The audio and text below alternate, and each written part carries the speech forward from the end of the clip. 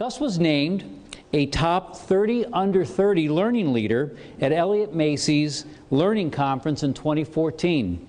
We are so proud that Gus, well, let's give him a hand. That's a good accomplishment.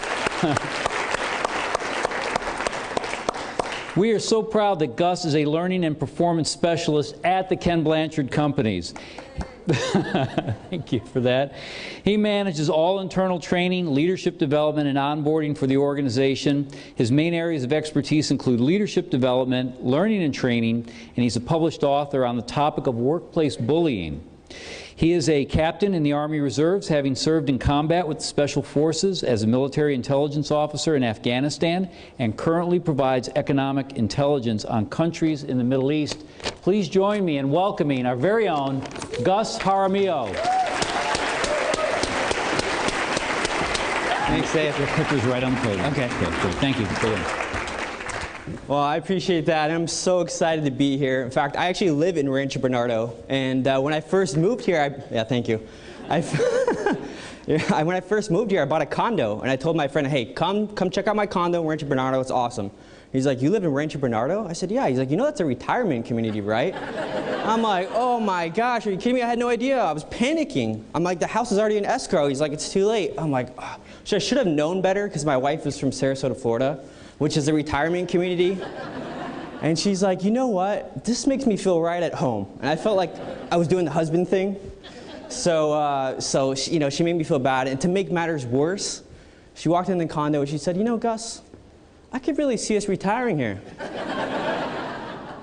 I'm like, we're 25 years old. What are you doing to me? I'm like, what's your problem? So she was giving me a hard time about that. And, I really took it on. I really self-identified with someone who's retiring. I said, you know what, fine. If you want to do this, let's do this. So Wednesdays, I do bingo. Thursdays, I did a little arts and crafts. And then Sundays, I'm in a pretty competitive lawn bowling league here in the city. So if you guys want to hang out with me, there's a ton of stuff to do here.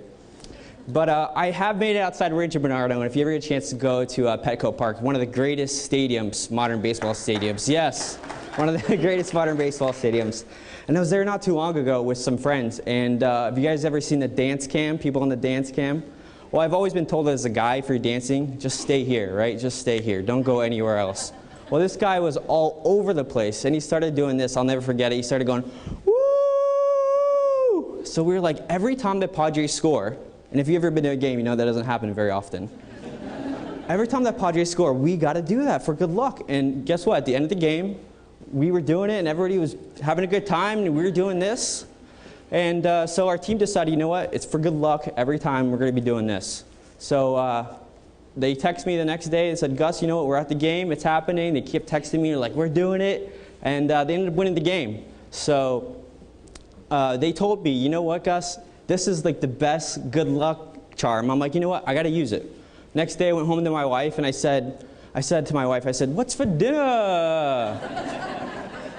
She looked at me, she said, don't ever do that again. Ever. So that night I had the best Cajun shrimp cup of noodle I've ever had. So I just wanted to set this conversation up, 15 minutes to have just a quick talk with you. In the Army, we call it a bluff, a bottom line up front. Just 15 minutes about millennials, what's going on with them, why does it matter to you? And I really want to explore that through going through their values. I think when we talk about leadership development or leaders, really the best way to be a good leader is to know yourself. And I think that's very similar with the millennials. The best way to know them is to know their values. It's just some quick facts. Millennials are born from 1981 to 2000. So I did some quick math for you. 15 to 34 are the ages of the current millennials right now. Estimated 53.5 million millennials. So as of first quarter this year, millennials now account for the largest share of US workers as of first quarter this year. Of the working millennials, 51% are in a formal leadership position. So by the year 2020, 50% of the workforce will actually be millennials. So if it's something you haven't thought about, or maybe you're in a professional organization, or maybe you work in a frontline where you have a bunch of frontline leaders, millennials are here. And so I just wanted to share quickly with some of the values that we've had.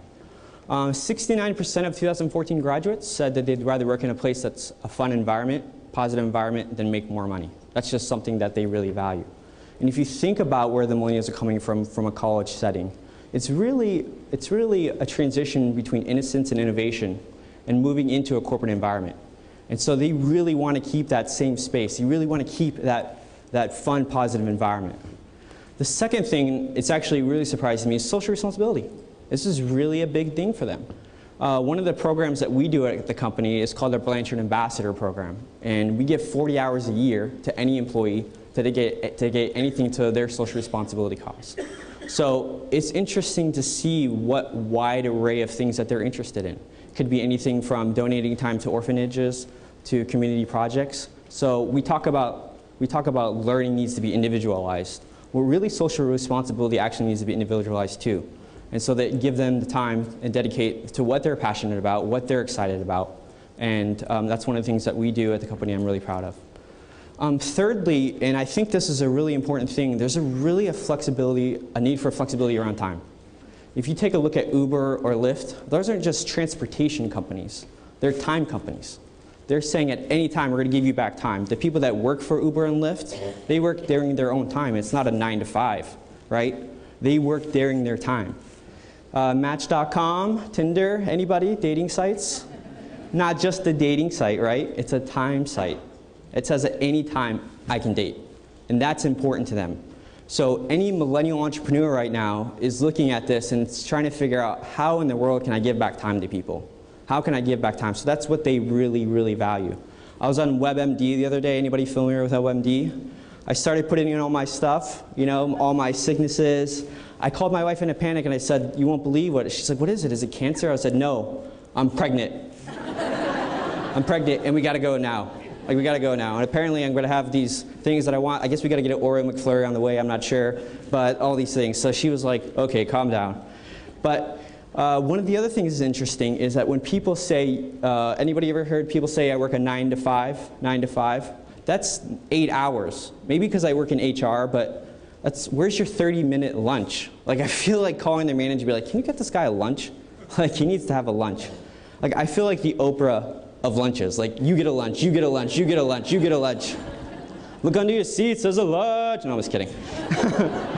But flexibility around time, that's what they're super passionate about. That's really what they value.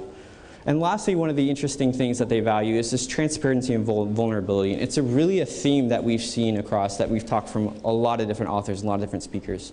Is there really a transparency and vulnerability? And they really, really value that. They really value a leader who's authentic, who's engaged, who's really interested in what they have going on inside of work and outside of work. So there's this quick modern survey poll that just came out recently. And millennials are actually the most educated and most informed generation group. They're the most likely to endorse and recommend your organization. They're also the most engaged at work. However, they make the least amount of money and have the most debt.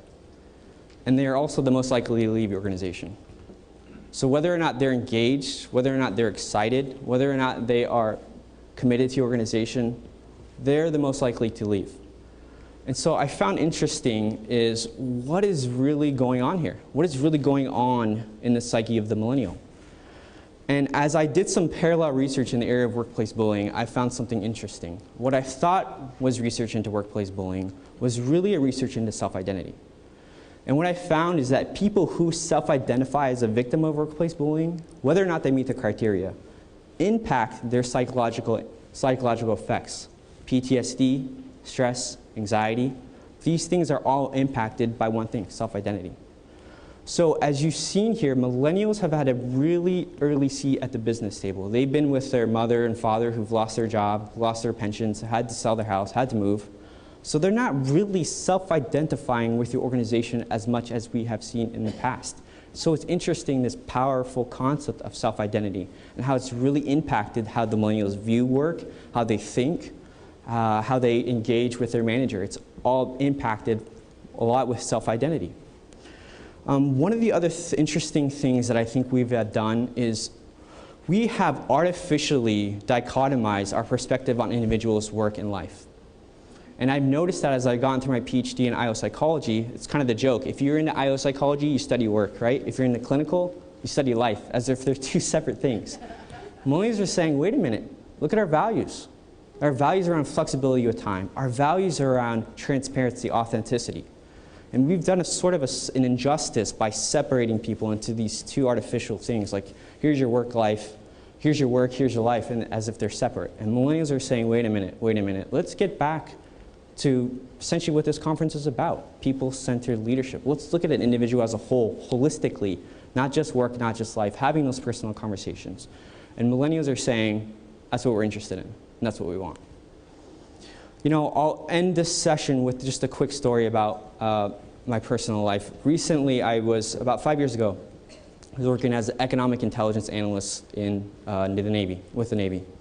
And we really looked at some big factors, right? So we predicted holistically what are the outcomes of our area operations dealt with central command, so Iraq, Afghanistan, things like that. And we predicted their economic outlook. So we looked at big factors like GDP, imports, exports, things like that. And we did a really good job of predicting our analysis, so much to the point where the President of the United States was interested in what we had to say. And it got all the way up to the White House. And we presented many times at the Presidential Daily Brief. And so I was really fascinated with his work, and I was really interested in it. But I got a call from my commander, and he said, Gus, you know what? We got a top secret mission for you. I'm like, where is it, Hawaii? He said, no. He said, you're going to Afghanistan. He said, and you're going to 90 days. So I said, okay, all right. He said, when you get there, call this number. He gave me a number to call. So as I was going through the process, got to Afghanistan, I called this guy and I said, hey, I'm here. He said, I'll be there in 5 minutes. He said, when he picked me up, welcome to Combined Joint Special Operations Task Force. I said, what did you say? He said, welcome to Combined Joint Special Operations Task Force. I'm like, do you mean like the special forces in the Army, Navy, SEALs? He's like, yeah, buddy. I'm like, oh my. I'm like, you got the wrong guy. You got the wrong guy. I'm not ready for this. Like, I still eat Lunchables. Like, I take the center out of a Reese's peanut butter cup and eat that first. You want me to lead your combat troops? Forget it. Forget it. He's like, well, you're a good analyst. I said, yeah. He's like, well, that's what we need. We need someone to help lead our Special Forces analyst team, and you're a good analyst. So I finally got to Afghanistan, and that's where I met Chief. And I won't say Chief's name because he's still a combat operator, and he's been deployed 6 or 7 times. He's a phenomenal warrior. And he said, Gus, let me tell you something.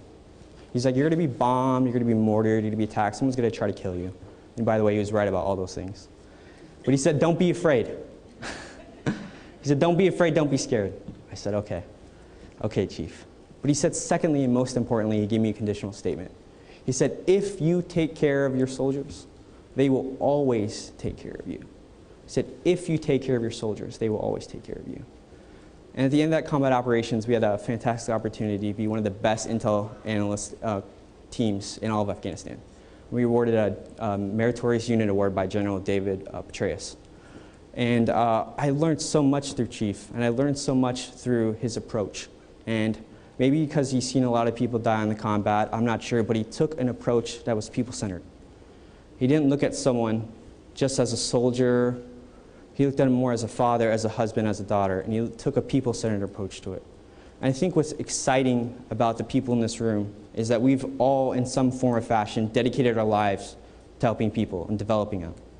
So I think there's a little bit of Chief in all of us. There's a little bit of Chief saying, you know what, I'm going to help generations. And the millennials are really looking forward to somebody that they can learn from, someone that they can adopt, and someone that they can show what people-centered leadership looks like and what right leadership looks like. So thank you very much. I appreciate it.